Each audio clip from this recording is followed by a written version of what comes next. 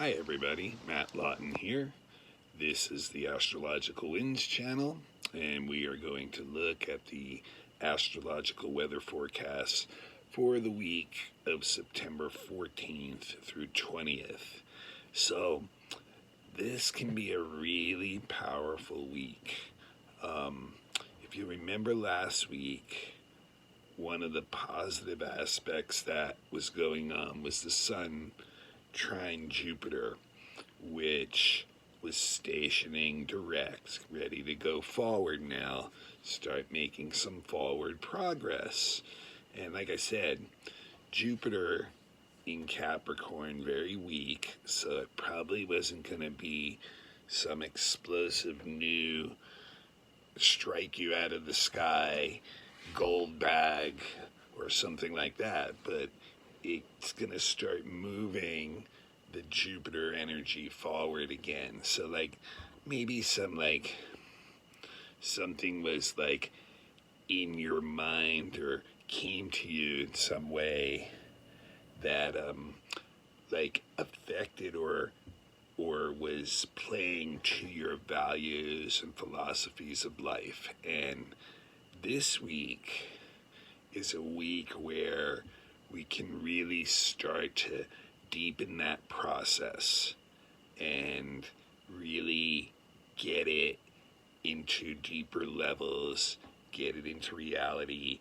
The energy is working a lot better in a moving forward way for that. So, and it starts right away on Monday when the sun, remember those three are in Capricorn together, Jupiter, Pluto, and Saturn. So when any planet aspects one of them, it's going to aspect the next two in the next few days. So the sun trine Jupiter, and then today, Monday, it's trining Pluto. And the trine is like where things go a lot more easily or smoothly. And when Sun Pluto gets together, it's all about transformation. And many times it can be dark, shadowy, hard things to deal with. But when the trine comes, it's actually a willing transformation. And the energy works really well with us to move forward, to evolutionize or change or transform in some way. And so like you're gonna get like a lot of deep ideas from within that spring to the surface, and they may be brought to you through others and vice versa, where you're bringing that ideas to others. So like you can have like really intensely transformative experiences that are positive ones with the trine, where the people you meet or the things that you're experiencing together can be really beneficial to all parties involved. So it's a really positive time to be able to move forward, to really get into depth on anything that was tickling your value or philosophical way of looking at things last week, and how that might be relating to things on your journey of life right now. So like that just starts a week where it really, culminates on Thursday with the new moon, which is the sun and moon conjunct at 25 degrees Virgo, exactly trine Saturn then. But before that, on Tuesday, Venus squares Uranus, which plays probably into this too. Venus square Uranus is really an interesting aspect because it can get us really excited and worked up about new connections that we have. So like people that are newer people in your life, or maybe you don't see as much or whatever, like So like maybe the relationship is like a little bit more short term in the sense of when, you know, you're with that person or the time you're with that person. But there's like literally like these sizzling ideas going on in these short term connections, or even experiences that are just like enlightening experiences that are just like wow. And even like new creative art form stuff that's coming out of you, like cutting edge kind of art. But thing is, Venus square Uranus with older relationships can be very disturbing because it feels like something needs to change in them, that you just can't take the way they are anymore.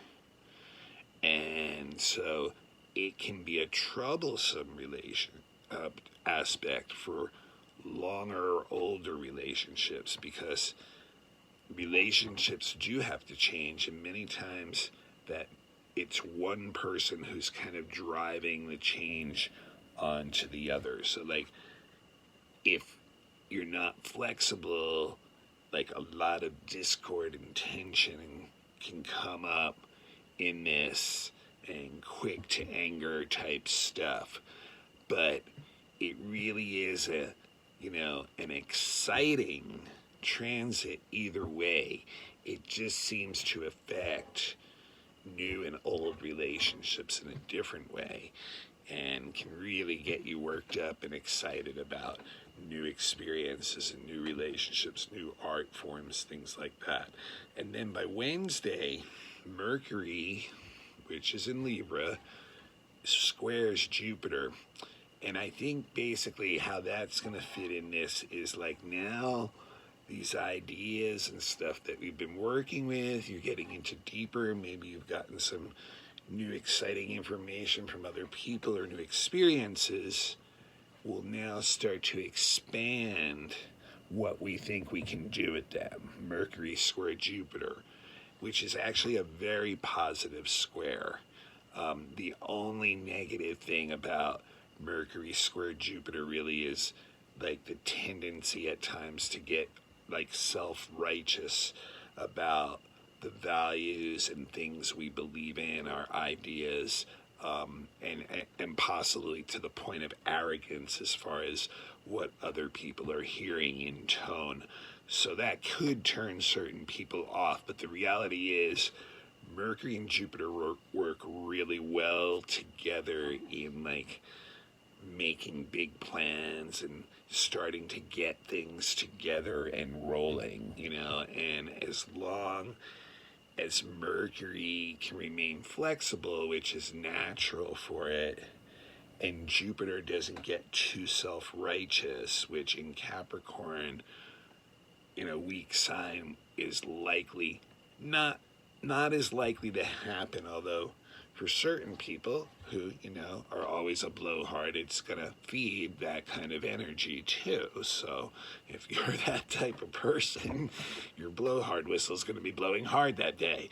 Anyway, so that'll be Wednesday, and then comes the culmination of the whole week. And this week, there's some really deep earth magical power that's accessible. And it's a time when humans can take two disparate elements that are singular from one another, and with the use of our minds and our hands, create a third entity that would not exist without us being the instrument between those two things. And that's on all levels. So like we can really work with this energy to create new forms. And Virgo is perfection of the forms.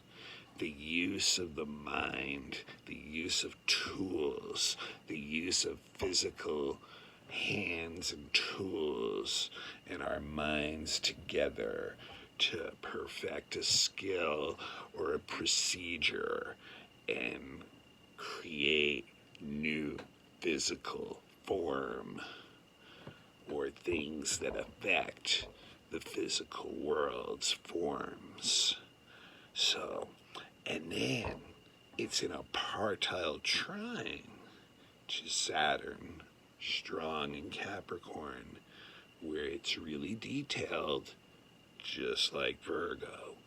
So it's like the double whammy, or triple whammy, really, because you got Sun, Moon, in Virgo, two things, and now you have the trine to Saturn in the Earth sign of Capricorn, where Saturn is really strong. So Saturn is really going to help.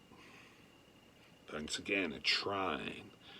It's going to flow, and it's going to be serious. I mean, Virgo and Saturn and Capricorn is like serious about, making practical things happen. And Virgo is like, listen, there's a book of rules, there's a book of procedure that, if followed correctly, will give the desired result. And Saturn is like, yes, I can help you do this right now. So really nice flow to that energy. And it's very grounded earth, practical energy. It's not going to make your heels tingle while it's happening. It's going to feel like you're sinking roots in, and the roots are growing instead. So it's a real interesting energy to work with. And the ruler of the new moon is that Mercury square Jupiter, which is in Libra. And Mercury in Libra is also into like making sure that everything is in balance and correct before moving forward with a decision. So, once again, lots of like magical power to work with this week. Now, not all roses. This new moon is quincunxing our very angry Mars, who is conjunct the goddess of chaos, Eris, who is also very angry. And, one way of looking at that is Mars and Eris like literally throwing fireballs at the earth. And so the quincunx is like nothing is going right here, like constantly having to adjust. And I think many people are experiencing the wrath of Eris and Mars right now. Wildfires, wild storms, all these things that are generating lots of anger and fear and rage and destruction and the aftermath of the melancholy of the smoking ruins of what that's left behind. So new moon is showing we still have some serious adjustments in the physical world that we are going to continue to go through during this new moon cycle too, where we really are going to have to adjust our actions and for like I said, Mars is such a, so many times those three inner planets are what we are doing every day. Mars is all about the things we're doing, and all of us, all this year,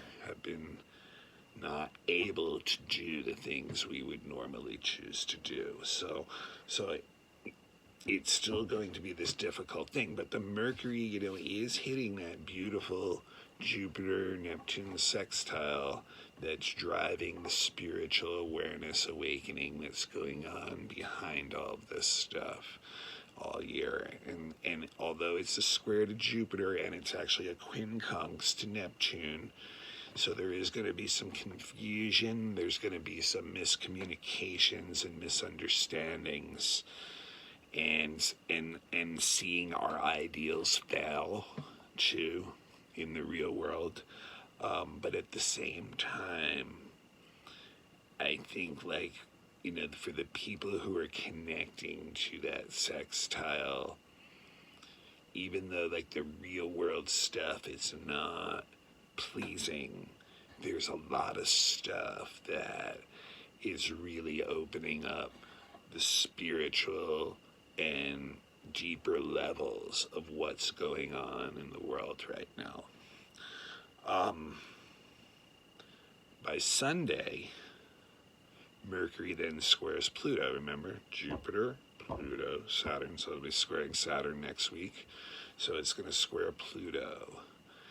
And once again, I always think, when you look at those long-term planets, the outer planets, let's say it's Jupiter out, coming into the inner planets, the Sun, Moon, Mercury, Venus, and Mars, the tough aspects, like the square, this Mercury square Pluto, that Mercury is always the one out of the five that receives these tough aspects with the least amount of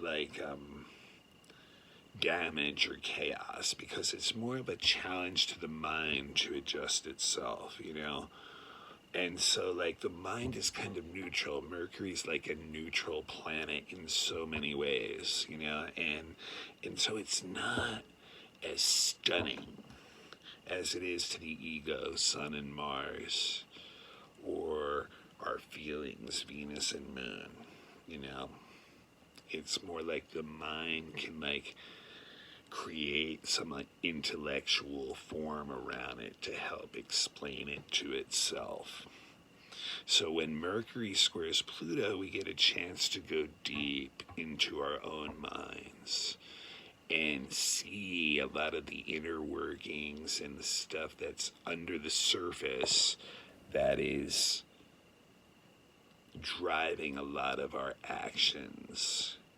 And so we can have a greater awareness of that. Now, the problem with Mercury square Pluto is when we project that onto others and get coercive and become like a propaganda mouthpiece. So expect a lot of propaganda this week, which is, when's that? Not an everyday occurrence, but I'm sure it'll hit some stupid extreme at some point, on the weekend, next weekend. So, but it is one of those things on a personal level where it can be dangerous, is because the mind is so sharp on the depth that it's seeing, it can be like a cutting sword with its comments towards others. So it's best to keep them to yourself, if you'd prefer to, have some peace and not get into some kind of intellectual power struggle with somebody.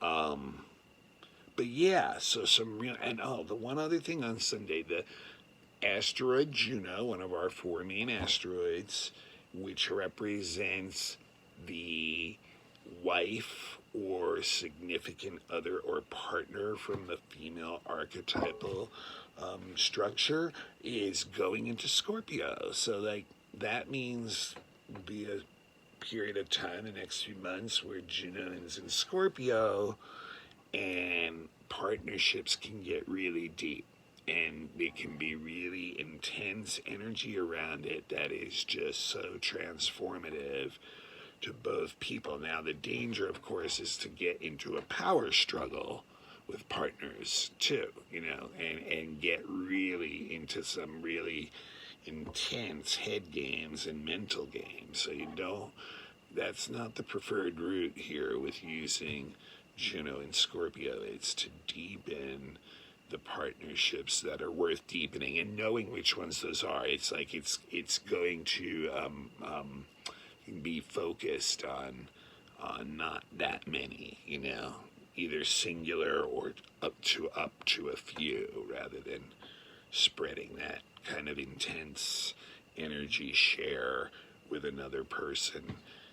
It will be limited in Scorpio as to how much we're willing to do that. So like I said, we're in hard times. We all know this, and I've talked so much about the Mars thing, and that will continue to be a big struggle. But this week with this new moon and these trines, there's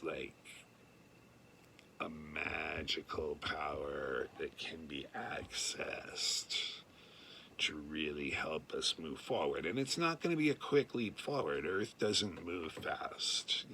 It takes things a step at a time. It builds a solid structure underneath what it's doing. All right. This is Matt Lawton. This is the Astrological Winds channel. I am available for all kinds of readings. No matter what your budget is, talk to me. We'll figure something out if you need the help. And my email is matthue@gmail.com. Please follow the channel. Please share the channel with anyone that you know would be interested in it. And it looks like for those of you who are interested in classes, it's getting close. I think within the next few weeks, I should have some kind of structure set up for that, and we'll get that ball rolling. So, until next week, look at the getting towards the end of the month there. And I know Saturn's getting closer and closer to going direct and joining Jupiter in that forward motion to their great conjunction next year in Aquarius. So early next year in early Aquarius, in the beginning of a new age. So we're at the end of an old age, and it will continue to be a lot of chaotic, crazy things. But in the meantime, we have a lot of power available to us this week if we so choose to use that power and use it correctly. Until next week, this is Matt Lawton. Namaste.